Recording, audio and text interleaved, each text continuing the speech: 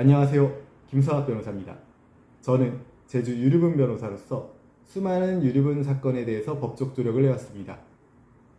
상속을 둘러싼 분쟁 중 가장 빈번하게 발생하는 것이 바로 유류분 반환 청구입니다.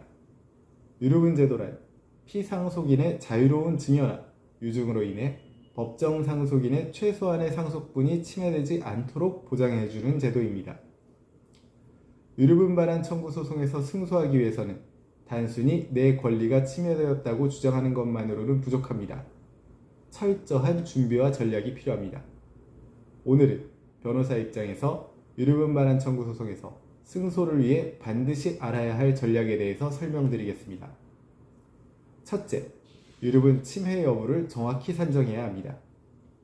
유류분 반환 청구의 가장 중요한 기초 작업은 피상속인의 전체 재산과 생전증여, 유증 내역을 파악하여 이를 기초로 유류분 부족액을 산정하는 일입니다.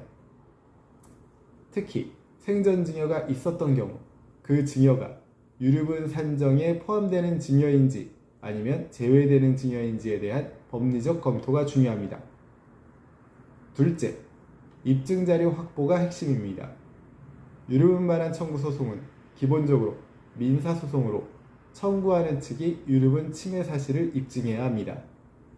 상속재산 목록, 부동산 등기부 등본, 금융거래 내역, 증여계약서, 통장사본, 심지어 피상속인의 생활비 지출 내역까지 폭넓게 수집해야 합니다.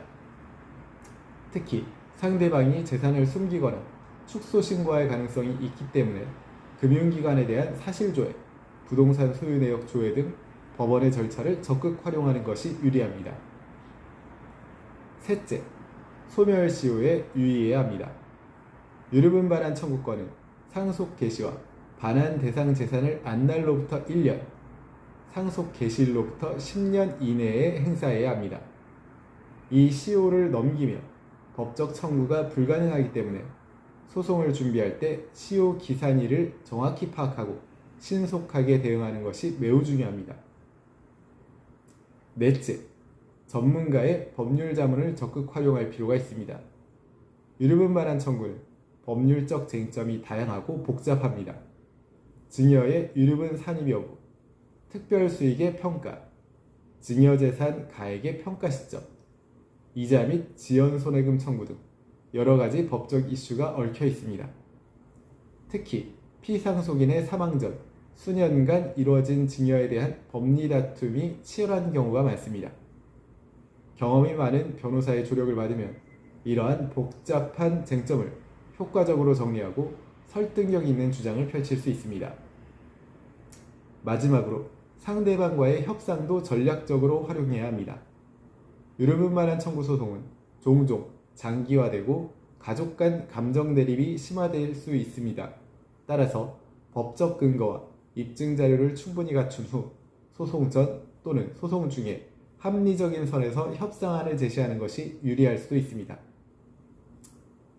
제주 유류분 변호사로서 강조하자면 유류분 반환 청구 소송에서 승소하려면 철저한 사전 준비, 정확한 법리 검토, 충분한 입증 자료 확보, 소멸시효 관리, 그리고 전문가의 법률적 조력이 반드시 필요합니다.